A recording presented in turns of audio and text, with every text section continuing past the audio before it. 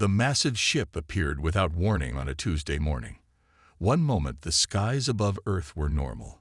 The next a vessel larger than Manhattan hovered over the Pacific Ocean. Every radar system, satellite, and telescope on the planet suddenly focused on the same spot. In Washington, D.C., Admiral John Carter's phone rang at 3:47 a.m. By 4:15, he sat in the White House Situation Room with 30 government officials who looked as if they'd dressed in the dark. "What do we know?" asked President Sanchez, her voice steady despite the circumstances. "Not much, Madam President," said Carter. "It's about 12 miles long. No metals in its structure. No visible weapons, but something that big doesn't need them." The screens around them showed the ship from different angles. Dark purple with lines of blue light running along its surface. Beautiful in a terrifying way. At 6:22 a.m., every screen, phone, and communication device on Earth displayed the same message. "We come to offer protection. Prepare your representatives." By noon, the United Nations agreed that Admiral Carter would meet the visitors, backed by a small team of scientists and diplomats. The world held its breath as their helicopter approached the alien ship, now hovering above international waters. A beam of light brought them aboard. The inside of the ship was surprisingly normal: hallways, doors, and rooms that looked almost human in design, just bigger. The air smelled like cinnamon and copper. Their guide was tall, with skin the color of wet clay and 6 fingers on each hand. "I am Xarelvek," it said in perfect English, trade representative of the Galactic Consortium. They entered a large room with a table. Around it sat beings of different shapes and colors, all watching the humans with expressions impossible to read. "We have monitored your world for some time," said Xarelvek. "Your species has potential. You've survived your violent tendencies and begun to master basic technology." Admiral Carter nodded politely. "We appreciate your interest in Earth. We're eager to learn about the galaxy and establish peaceful—" Yes, interrupted Xarelvek, waving a hand. "All developing worlds say the same. Let's move past pleasantries. The galaxy is dangerous. Many would exploit your resources or worse. The consortium offers protection." Kate Miller, the chief diplomat, stepped forward. "Protection from what, exactly?" "From those who would destroy you without our intervention," said Xarelvek. "We have kept such forces away while observing your development." "And this protection," said Carter, "what does it involve?" Xarelvek touched a device on the table. A hologram appeared showing Earth and streams of resources flowing upward. "A simple arrangement. You provide 30% of your planetary resources annually: water, minerals, biological materials. In exchange, you continue to exist." The room went silent. "That's not protection," said Carter. "That's extortion." Xarelvek's face changed color slightly. "Call it what you wish. This is standard procedure for all developing worlds. The universe operates on strength. You lack it. We have it. We offer structure." "And if we refuse?" asked Miller. "Then we cannot guarantee your safety. The galaxy has many predators. Without our protection, they will come. Or perhaps we ourselves might need to claim your world for a more cooperative species." Xarelvek's voice remained pleasant, as if discussing the weather. Admiral Carter stood straighter. "We'll need to consult with our governments." "Of course. You have 30 days to begin resource collection. We will send instructions on collection points and acceptable quality." "This is generous. Many worlds receive less time." Back on Earth, leaders gathered in emergency sessions. Military commanders assessed options and found none. Earth's most advanced weapons were toys compared to what they'd seen. Social media exploded with fear, anger, and conspiracy theories. In a small apartment in San Diego, engineer Lisa Rice watched the news with different eyes. While others saw doom, she saw patterns in the ship's energy readings. Patterns that made no sense unless. She grabbed her phone and called an old college friend who now worked at NASA. "Ben, It's Lisa. I need to talk to someone about the aliens. I think I've found something important. What kind of something? The kind that might save Earth. Lisa Reyes stood nervously outside the Pentagon meeting room. 4 armed guards watched her as she waited. Her hand shook slightly as she held her tablet and the small device she had built over the last 3 days. The door opened. Admiral Carter looked tired, with dark circles under his eyes. Miss Reyes, come in. Inside, 10 people sat around a large table. Maps and screens covered the walls.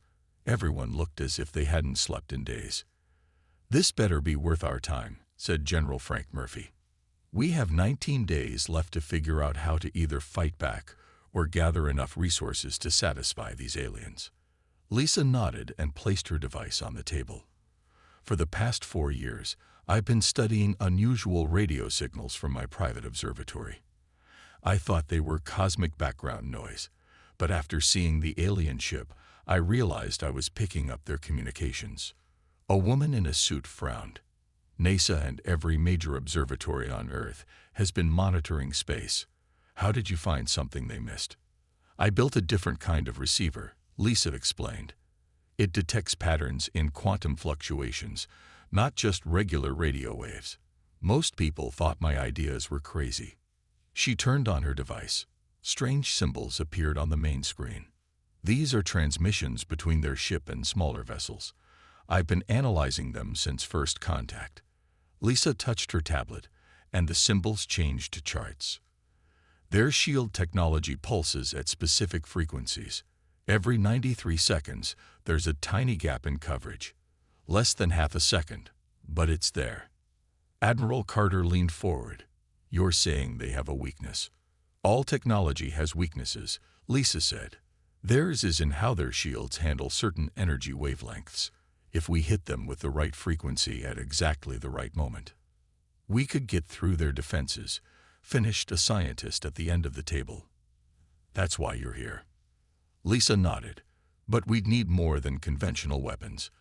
We'd need to adapt our global satellite network to emit synchronized pulses, and we'd need to keep the aliens from noticing what we're doing. The room fell silent as they considered her words. This is thin hope, said General Murphy. But it's more than we had yesterday. Admiral Carter nodded. Miss Reyes, welcome to Project Slingshot. You'll work with Commander Alan Wright to develop this technology. Alan turned out to be a tall man with kind eyes and a serious face. He showed Lisa to an underground lab where 20 engineers and scientists already worked. We have 17 days to save Earth, he told her. Let's make them count. The days blurred together. Lisa worked 20 hours at a stretch, stopping only when Alan forced her to rest. They converted communication satellites to emit the special pulses Lisa had discovered. They built new transmitters in secret locations around the world. Meanwhile, alien observers watched Earth's major cities where huge collection operations appeared to gather resources for the first payment. President Sanchez and her team put on a convincing show of compliance. On day 12, Alan found Lisa asleep at her desk. He gently woke her. The Russians just delivered their satellite modifications, he said. China and India too. We're at 62% coverage. Lisa rubbed her eyes. Not enough. We need at least 85% to be sure. The Europeans are having trouble. Their satellites are older. Then we need to boost the signal strength from the others to compensate. Lisa pulled up a new diagram. If we use Earth's magnetic field as an amplifier. Alan looked doubtful. That's never been done before. Nothing we're doing has been done before, Lisa reminded him. A young technician burst into the room. Sir, we have a problem. The aliens are asking to inspect the Atlantic Collection Facility. Alan's face darkened. That's where we've hidden the Eastern Transmitter Array. How long do we have? Lisa asked. They'll be there in 6 hours. Lisa looked at her unfinished work, then at the globe showing their partial coverage. We need more time, she said quietly. Alan nodded. I'll inform Admiral Carter. But Lisa, he put his hand on her shoulder. You need to prepare for the possibility that we might have to act with what we have. even if it doesn't work. Even then, because in 9 days, they'll either take our resources or destroy us. Either way, Earth loses. Kate Miller smiled at the alien delegation as they walked through the Atlantic Collection Facility. Her job was to keep them away from the hidden transmitter array in the lower levels. As you can see, we're processing seawater for its mineral content, she explained to Karlvek. Humans are very good at following instructions. The alien looked bored. Your cooperation is noted, though your extraction methods are primitive. We're doing our best with the technology we have, Kate said. Perhaps the consortium might share more advanced methods. Karlvek made a sound like stones grinding together. That would defeat the purpose of the arrangement. Your resources are valuable precisely because they cost us nothing to obtain. Behind them, 2 alien engineers studied readings on strange devices. One made a sharp clicking noise and pointed toward the floor. Unusual energy signatures, it said in broken English. Below, Kate's heart raced, but her face remained calm. That would be our power generators. Would you like to see them? Before they could answer, her phone rang. She excused herself and stepped away. Miller, she answered quietly. This is Admiral Carter. We need a distraction. Now. Kate turned back to the aliens with a troubled expression. I've just received word that the Pacific Collection Point has encountered a problem with the biological samples. They're starting to decay. They need guidance immediately. Karlvek seemed suspicious. We can examine that issue after we complete this inspection. Kate shook her head. The samples will be worthless in hours. These are rare marine organisms you specifically requested, worth at least 2% of our total payment. The aliens conferred among themselves in harsh whispers. Finally, Karlvek nodded. Very well. We will postpone the remainder of this inspection. Take us to the Pacific facility. Once the aliens were safely on their transport, Kate collapsed into a chair, hands shaking. She called Admiral Carter. They're leaving, but they're suspicious. We bought maybe a day at most. Back at the underground lab, Lisa and Alan worked without stopping. Engineers from 30 countries joined them remotely, synchronizing satellite systems that were never meant to work together. Brazil is online, called a technician. That brings us to 77% coverage. Ellen looked at the progress map. Australia is having trouble with their southern array. Lisa rubbed her tired eyes. I'll help them remotely. We can reroute through New Zealand's weather satellites if we have to. A security alarm blared. Armed guards rushed into the lab. We have a breach, announced the security chief. Someone transmitted data from inside this facility. Ellen checked the security logs. It came from the server room. Surveillance shows Greg Peterson was there alone for 12 minutes. Greg. Lisa was shocked, but he's been with the project from the beginning. Security footage showed Greg typing rapidly at a terminal, looking nervously over his shoulder. Find him, ordered Alan. Now. They found Greg trying to leave the building. The guards brought him to a small conference room where Admiral Carter waited. Why? Carter asked simply. Greg looked down. They're going to kill us all. You've seen their technology. We can't win.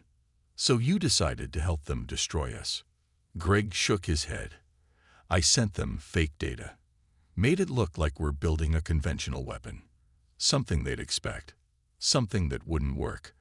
I thought if they believe we're developing a useless defense, they won't look deeper and find what we're really doing. And if they demanded you tell them everything? Asked Carter. I only know part of the project. I made sure of that. Carter studied him for a long moment. You risked everything on a lie. Sometimes a good lie buys time, Greg said. And we need time. After security took Greg away, Carter returned to the lab. Will his actions compromise the project? Lisa shook her head. Probably not. The fake data might actually help us if they focus on the wrong technology. But they'll be watching more closely now, Alan pointed out. Lisa nodded grimly. Then we need to work faster. A technician rushed over. Admiral, the alien mothership is moving. It's taking position directly over Washington, D.C. On the main screen, they watched the enormous purple ship hover over the nation's capital. "A show of force," said Carter. "They're getting impatient." Ellen checked the countdown clock. 7 days left until their deadline. "No," Lisa corrected him as she studied the incoming data. "They've moved the deadline up. We now have 3 days." President Maria Sanchez stood at the window of the Oval Office, watching the alien ship hanging in the sky above Washington, D.C. It blocked the sun like an eclipse, casting a purple shadow over the city. "They're trying to scare us," she said to Admiral Carter, who stood beside her. "It's working," he admitted. "People are leaving the city in droves." The president turned away from the window. "How is Project Slingshot progressing?" "We're at 84% coverage. Still not enough, according to Lisa Reyes. And we have less than 3 days." Carter nodded. "Sarlvek is demanding a meeting tomorrow to see our progress on resource collection. Then we need to show them something impressive." The president picked up a pen and twirled it between her fingers.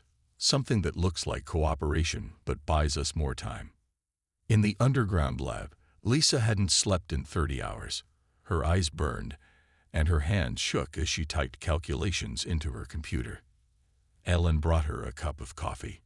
"You need to rest." "I'll rest when Earth is safe," she said, taking the coffee gratefully.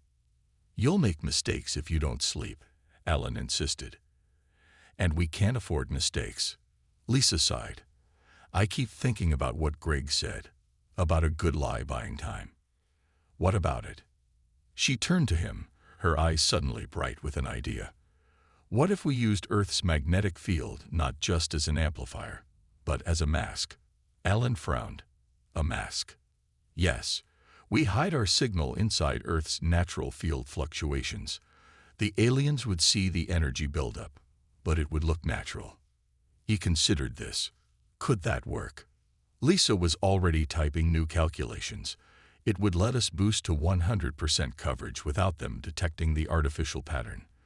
But we'd need to add a new component to every transmitter. How long would that take? She looked at the countdown clock. Every hour we have left. Across the world, engineers worked frantically to modify the transmitters according to Lisa's new design. Military aircraft flew the needed components to remote locations. Scientists stayed awake for days, fueled by caffeine and determination. In Washington, D.C., President Sanchez met with Sarlvek in a grand hall prepared for the occasion. Large containers filled with water, minerals, and biological samples were displayed prominently. "This is only a small portion of what we've gathered," she explained to the alien. "The rest is being prepared at collection sites worldwide." Sarlvek moved around the containers, scanning them with a handheld device. "The quality is acceptable. Your compliance will ensure Earth's continued existence." "We value our existence," the president said carefully. "We hope this is the beginning of a beneficial relationship." The alien made that grinding stone laugh again. "Beneficial to the consortium?" "Certainly." As they spoke, Kate Miller received an urgent message on her phone. She quietly excused herself and stepped into a side room to call Admiral Carter. "What's happening?" she asked. "We have a problem," Carter said. "Our satellites over Asia are showing strange readings. The aliens have deployed some kind of scanning field around the planet. They're looking for our transmitters." Kate's heart sank. "Have they found anything yet?" "Not yet, but it's just a matter of time. Lisa's mask is helping, but it's not perfect." "How close are we to ready?" There was a pause. 89%. "We need more time." Kate took a deep breath. "I'll do what I can." She returned to the grand hall and approached President Sanchez, whispering in her ear. The president's expression never changed, but she nodded slightly. "Ambassador Sarlvek," President Sanchez said loudly, "we have prepared a special demonstration of Earth's commitment to our arrangement. Would you care to see it?" The alien looked intrigued. "A demonstration?" "Yes. We've gathered samples of our rarest elements. They're being transported here now. It will take a few hours to arrive. but I believe you'll find it worth the wait. Tharlvek studied her face. Very well. I will inform the consortium of your enthusiasm. As the alien moved away to communicate with its ship, President Sanchez whispered to Kate, "How much time did we just buy?" 5 hours at most, Kate replied. Let's hope it's enough. In the underground lab, Alan watched the coverage counter slowly tick upward. 90%, 91%, 92%. Too slow, he muttered. At this rate, we'll hit 100% about 20 minutes after the alien's deadline. Lisa worked frantically, surrounded by empty coffee cups. The Australian array is still giving us trouble, and we're losing synchronization with the African satellites. The door burst open, and Admiral Carter walked in with a tall man in civilian clothes. "This is Dr. Paul Johnson from NASA," Carter said. "He might have a solution." Dr. Johnson looked at their setup with wide eyes. "Impressive work, but your satellite coverage has gaps over the oceans." "We know," Lisa said tiredly. "We don't have enough satellites in those regions." "You don't need them," Dr. Johnson said. "NASA has a network of deep-sea monitoring stations with transmission capabilities. They were designed to track underwater volcanic activity, but we can repurpose them." Alan straightened up. "How many stations?" 43 across all major oceans. Lisa's fingers flew across her keyboard, running calculations. That could work. It would push us over 95%. "Get me access to those stations," Alan told Dr. Johnson. Now, in Washington, D.C., the special demonstration for Tharlvek was running out of impressiveness. President Sanchez had shown the alien everything they could think of, from rare mineral samples to videos of resource collection operations worldwide. Kate Miller received a message on her phone. 95% coverage achieved. Need 2 more hours. She took a deep breath and approached Tharlvek. "Ambassador, our president would like to invite you to a formal dinner with Earth's leaders. We've prepared a ceremonial meal with dishes from around the world." Tharlvek tilted its head. "Your time grows short. The consortium grows impatient. It's part of our submission process," Kate explained smoothly. "On Earth, sharing food marks significant agreements. It would be meaningful to us." The alien considered this. "Very well, but this delay is your last." At the lab, Lisa received the message that they had 2 more hours. "The underwater stations are coming online, but we're having synchronization issues." Ellen checked the feed from Washington. "The president is hosting a dinner. When it ends, the aliens will expect their payment. Or they'll destroy us," Lisa added grimly. Admiral Carter looked at the coverage map. "We're at 97%. Is that enough?" Lisa shook her head. "The modeling shows we need at least 99% for reliable shield penetration. Below that, it's just a coin flip." "Then we flip the coin," Carter decided. "We can't wait any longer." In Washington, world leaders gathered around a large table with Tharlvek and 3 other aliens. They ate very little but watched the humans carefully. President Sanchez stood to give a toast. Her phone vibrated in her pocket. A message from Admiral Carter. "Ready on your signal. 98% coverage." She looked at the alien visitors and raised her glass. "To new arrangements in our world." As the dinner ended, Tharlvek stood. "The time for ceremony is over. We will now inspect the resource containers and begin loading." President Sanchez nodded. "Of course. But first, there is one Earth custom we haven't shared with you." "What custom is this?" asked Tharlvek, sounding annoyed. The president smiled. "On Earth, when faced with impossible demands, we have a traditional response." She reached into her pocket and pressed a button on her phone. In the lab, Alan saw the signal come through. The president has given the go-ahead. Lisa took a deep breath and placed her hand on the activation key. Coverage at 98.2%. This is as good as it's going to get. She pressed the key. Around the world, thousands of transmitters activated simultaneously. Satellites, ground stations, and underwater arrays all pulsed with the same specific frequency. The energy waves merged with Earth's magnetic field, growing stronger as they combined. In space, the alien chute shields suddenly flickered with strange patterns of light. In the Washington dinner hall, the aliens' personal devices began to emit high-pitched sounds. Sarlvek looked down in confusion. "What have you done?" the alien demanded. President Sanchez's smile never wavered. "We've given our answer to your extortion. It's a very human answer." Above them, the massive ship in orbit began to glow with pulses of blue light. The massive alien ship pulsed with blue light that grew brighter with each second. On screens around the world, people watched in fear and hope as strange patterns rippled across its surface. In the Washington dinner hall, Sarlvek's skin changed color rapidly as it attempted to contact its ship. The other aliens did the same, their voices rising in harsh, clicking sounds. "What is happening?" demanded Sarlvek, turning to President Sanchez. "What have you done to our vessel?" "We found a weakness in your shields," she said calmly. "A pattern in the energy pulses. We're exploiting it." The alien's eyes widened. "Impossible. Your technology is too primitive." Admiral Carter's voice came through on the president's phone. "Madam President, the alien chute shields are failing. All systems on their vessel appear to be shutting down." Outside, people pointed to the sky as the enormous ship went dark. The strange blue glow faded, leaving it a dead, floating mass above the city.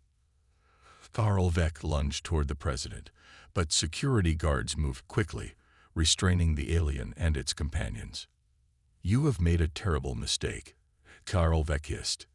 "The consortium will not forget this. Other ships will come. Your world will burn." President Sanchez stepped closer to the alien. "I don't think so. Your ship is disabled, not destroyed. We have questions, and now you'll provide answers." In the lab, Lisa and Alan watched the readings in amazement. "It worked better than we expected," Lisa said, her voice filled with wonder. "Their whole power system collapsed." Alan studied the data. The shield frequency was connected to their main energy grid. When the shields failed, it created a cascade effect. Admiral Carter joined them, his face showing rare emotion. "You did it. You actually did it." "We all did it," Lisa corrected him. "Every nation working together." Within hours, military teams boarded the powerless alien ship. They found confused crew members wandering darkened corridors. Without resistance, Earth forces secured the vessel. The most important discovery came in the ship's data center. Teams of scientists and code breakers worked to access the alien database. Lisa sat with several engineers, staring at alien text on screens. "We need translation software." A young linguist named Joe Rivera had been studying the alien language since first contact. "I've made some progress mapping their symbols to English. Let me try." Days later, in a special United Nations meeting, President Sanchez addressed the world's leaders. "What we've learned from the alien database is shocking," she said. "The Galactic Consortium is not what they claim to be. They are not protectors. They are pirates." She gestured to a screen showing star maps. "For centuries, they have targeted developing worlds like ours. They demand resources as protection money, but there is no threat they're protecting anyone from. They are the threat." Admiral Carter continued the briefing. "Their database shows at least 32 other planets currently paying these extortion demands. Many have been doing so for hundreds of years, believing resistance was impossible." Murmurs filled the room as the implications became clear. "There's more," said Lisa, who had been invited to speak. "The consortium's technology isn't as advanced as they made us believe. They rely on intimidation and the appearance of overwhelming power. What they didn't count on was a species willing to fight back." "What happens now?" asked the British Prime Minister. President Sanchez looked around the room. "We have a choice. We can use this knowledge to protect ourselves alone, or we can do something no one in the galaxy has done before. We can free the other worlds," Admiral Carter said. On the main screen, images appeared of different alien species on distant planets, all loading resources onto consortium ships. "We have the location of every world they're exploiting," Lisa explained. "We have their shield frequencies, and now we have their ships." President Sanchez nodded. The consortium never expected a primitive species to defeat them. That was their mistake. They thought we would submit or die. Instead, we found another way. Alan stepped forward. "We can adapt Project Slingshot to work for each enslaved world. We can give them the same chance Earth had." "So we become liberators?" asked the Chinese president. "No," President Sanchez said firmly. "We become neighbors. In a galaxy where the strong have preyed on the weak for too long, Earth will offer something new. Alliance." 1 year later, Lisa Reyes stood on the observation deck of the renamed alien ship, now called the Earth Alliance vessel Hope. The stars looked different from deep space, brighter and more numerous than she had ever seen from Earth. Alan Wright joined her at the window. "We're approaching the Centauri system. Their transmission acknowledged our arrival." Lisa nodded. "This will be the 7th world we've contacted. I still get nervous every time." "Me too," Alan admitted. "But so far, the results have been worth it." The past year had transformed humanity's place in the galaxy. Using the captured consortium ships and technology, Earth had built a small fleet. Their mission was simple but profound: contact each world enslaved by the consortium and offer them freedom. On the bridge, Admiral Carter looked at the image of a blue-green planet growing larger on the main screen.